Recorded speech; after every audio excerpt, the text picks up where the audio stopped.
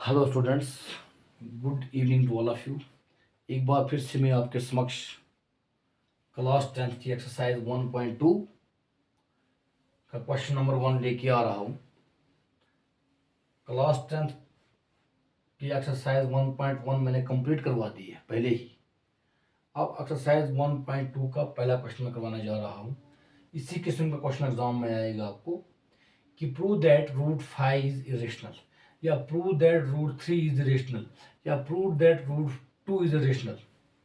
कोई भी आ सकता है, लेकिन इतना है कि आपको स्क्वायर रूट में ही प्रूव करने के लिए मिलेगा कि ये इरेशनल, इसको प्रूव करो। है तो ये इरेशनल ही, आप जानते हैं जो स्क्वायर रूट के अंदर प्राइम नंबर्स होते हैं वो इरेशनल ही होते हैं। है तो इरेशनल, लेकिन फिर भी प्रूव करके दिखाओ जी इरेशनल है ये।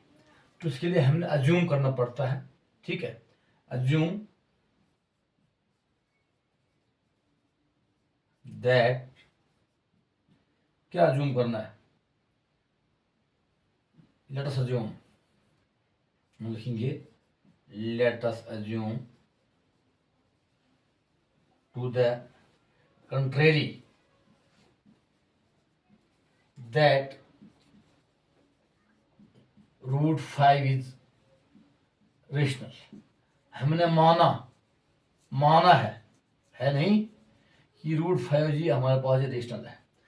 अगर रूट 5 रेशनल है तो फिर रूट 5 जो बटा की शक्ल में है, ये तो क्लियर है। अगर रूट 5 रेशनल माना है हमने तो फिर ये बटा की शक्ल में 100% बटा की शक्ल में है ये। तो हम फिर इसको लिख सकते हैं which implies root 5 is equal to A upon B, बटे की शक्ल में लिख लिया, जबकि A and B are integers, A और बी इंटीजर्स होते हैं। Where where A and B are को प्राइम, जहां ए और बी को प्राइम है। को प्राइम का मतलब ये हो गया कि जिन दोनों के कॉमन फैक्टर्स एक ही होते हैं, वो भी सिंगल एक होता है। जिन दो नंबरों के कॉमन फैक्टर्स एक होता है, कॉमन फैक्टर्स, उनको को प्राइम बोलते हैं। फॉर एग्जांपल मैं आपको यहाँ बता दूं, मान लो 8 और 9 है, 8 और 9 है। 8 का जब हम फैक्टर्स बनाते हैं, एक 8 का फैक्टर एक है, एक 2 से भी जाता है 8, 4 से भी जाता है और 8 से भी जाता है। अब 9 को बनाएंगे, 1 से जाएगा, 3 से जाएगा और 9 से जाएगा। इनमें से कॉमन, दोनों के कॉमन सिर्फ 1 आया। जिन दो नंबरों का कॉमन सिर्फ 1 आता है फैक्टर्स, उनको हम को प्राइम बोलते हैं। ये है हमारे पास को प्राइम नंबर्स 8 और 9।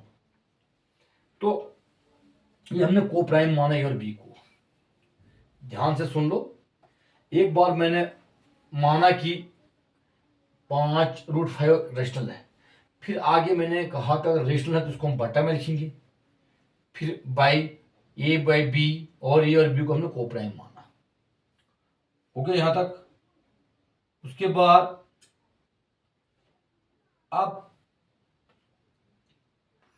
स्क्वेयरिंग बोथ साइड इस्तेमाल करेंगे हम इस रूट को खत्म करने के लिए। Squaring both side we have, या वी गेट, हमें क्या मिलता है स्क्वेयरिंग करने से, करो 5 का अगर इसका स्क्वायर करेंगे तो रूट खत्म हो जाएगा, सीधा रहेगा 5, है ना। उसके बाद यहाँ ए स्क्वायर रहेगा बटा बी स्क्वायर रहेगा। उसके बाद इसको करो cross, 5b square is equal to A square. यहां से हमें क्या मिला, यहां से हमें ये मिला कि ये स्क्वायर जो है वो 5 से डिवाइड होता है। ये स्क्वायर कोई भी नंबर होगा वो 5 से डिवाइड होता है, ठीक है। क्योंकि 5 को मल्टीप्लाई किसी से भी करेंगे तो वो एक स्क्वायर के बराबर आता है। मान लो 5 को हमने अगर 8 से मल्टीप्लाई की, तो आगे अगर कोई ये हमारे पास मान लो 70 है, तो 8 5 40, अगर ये 70 है या ए का स्क्वायर है, ये मान लो हमारे पास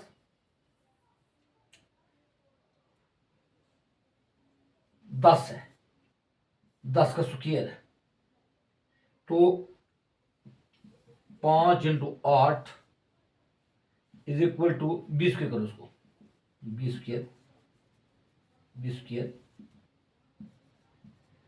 10 का स्क्वायर करो 100, यानी कि ये स्क्वायर जो है ये डिवाइड हो जाएगा किससे, 5 से।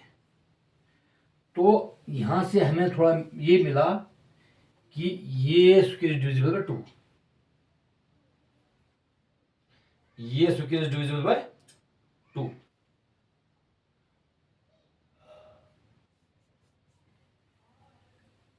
which implies a square is divisible by 5।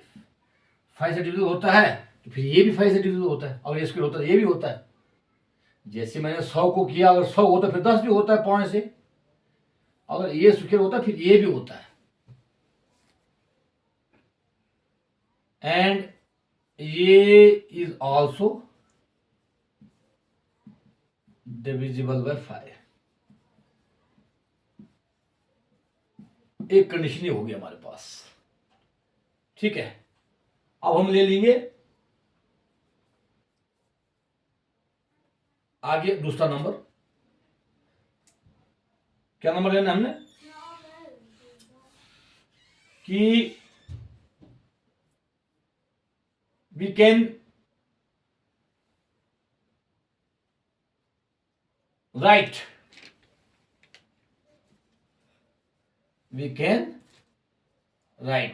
हम क्या लिख सकते हैं, a is equal to 5c, we see some integer, ये को हमने 5c माना फॉर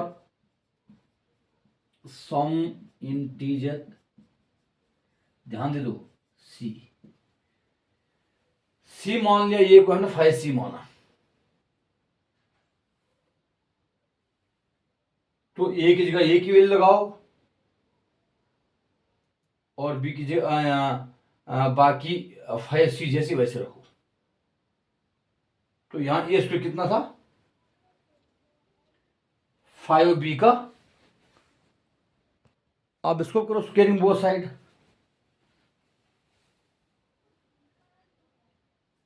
a का स्क्वायर 5c का स्क्वायर, ए स्क्वायर कितना है, पहले था हमारे पास 5b स्क्वायर, इसकी जगह पे लिखो 5b स्क्वायर, इसका स्क्वायर करो 5 5 25 25c स्क्वायर, इसे करता है 5 1 5 5 5 25, यहाँ b स्क्वायर कितना आया 5c स्क्वायर, यहाँ ये स्क्वायर आया था 5b स्क्वायर। यहाँ से हमें फिर जैसे यहाँ हमने बताया कि ये स्क्वायर डिविजिबल बाय 5, इसका मतलब यहाँ भी b square divisible by 5, b square is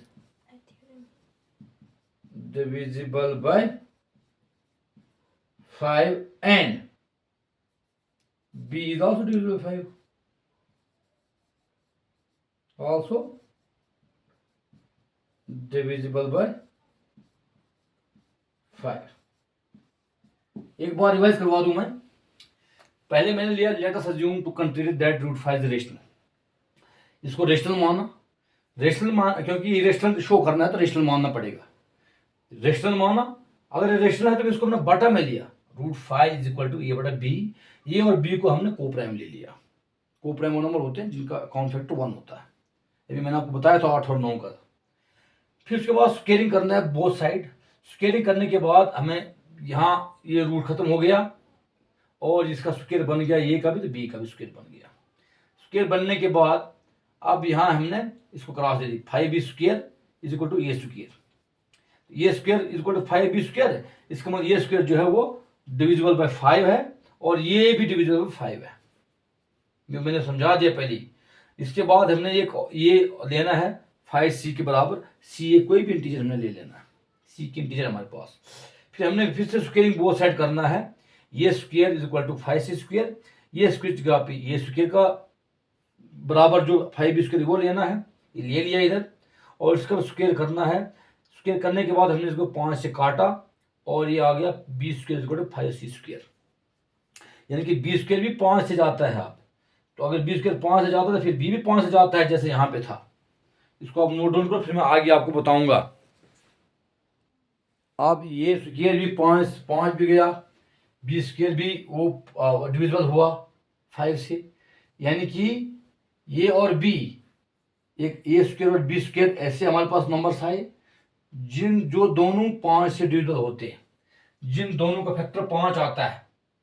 कौन फैक्टर 5? दोनों का 5 आया, तो इसका मतलब ये हो गया कि ए और बी जो है, देयरफॉर क्या लिखेंगे, therefore A and B have at least, कम से कम 5 एज कॉमन फैक्टर दोनों में निकला, ए का भी तो बी का भी। अभी हमने बताया था ए भी डिविजिबल हुआ 5 से, तो बी भी हुआ, उसका मतलब वो हो गया कि दोनों का फैक्टर 5 है। इससे हमें ये पता चला कि ए और बी जो है को प्राइम नहीं है, क्योंकि दोनों का फैक्टर 5 आ गया। हमने को प्राइम तो माना था पहले इनको, अभी जब ए बी डिविजिबल हुआ 5 से, बी भी हुआ, तो इसका मतलब ये हो गया कि 5 इनका दोनों का फैक्टर आ गया, और इससे पता चला कि ये जो दोनों जो हैं ये अब को प्राइम नहीं है, ए एंड बी। तो ये क्यों नहीं को prime? But this contradict the fact, ये सच्चाई बताता है, तो याद भी रखना आपने, contradict the fact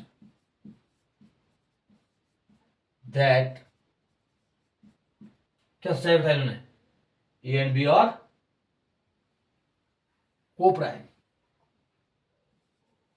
A and B are जो आपने को प्राइम बताए थे, वो यानी कि कंट्राडिक्ट हो गए आप, वो नहीं है, ठीक है। और वो नहीं है तो फिर यहाँ पे सिचुएशन क्या अराइजन होती है, अगर वो को प्राइम नहीं है तो फिर √5 जो है वो रेशनल भी नहीं है। दिस कंट्राडिक्शन हैज अराइजन, आगे लिखेंगे, दिस कंट्राडिक्शन हैज अराइजन, क्या कंट्राडिक्शन यहां पे आई आपको, क्या क्या क्या प्रॉब्लम आई, बिकॉज ऑफ और इनकरेक्ट या wrong assumption, BCAUSC, because of और रॉन्ग assumption हमने की थी, रॉन्ग गलत अजम्प्ट किया था हमने, अज्यूम किया था, रॉन्ग assumption दैट, क्या अज्यूम किया था, रॉन्ग √5 इज रेशनल, ये हमने जो इज रेशनल, जो हमने अज्यूम किया था कि √5 रेशनल है, वो कंट्राडिक्ट हो गया, वो नहीं है, वो हमने गलत अज्यूम किया था। तो सो वी कंक्लूड, लास्ट पे सो वी कंक्लूड, हम क्या कंक्लूड करेंगे, लास्ट पे कंक्लूजन तो करना होता है ना, दैट √5 इज इरेशनल, ये कंक्लूड लास्ट में हम करते हैं, ठीक है। हमने यहां पे प्रूव किया, हैंस प्रूव्ड, हमने शो करके दिखाया आपको कि √5 जो है ये इरेशनल है। ये तो पता हमें ऐसे भी था, लेकिन हमने इसको शो करना था कि इरेशनल है या नहीं है, ठीक है। तो ओके करो, नोट डाउन।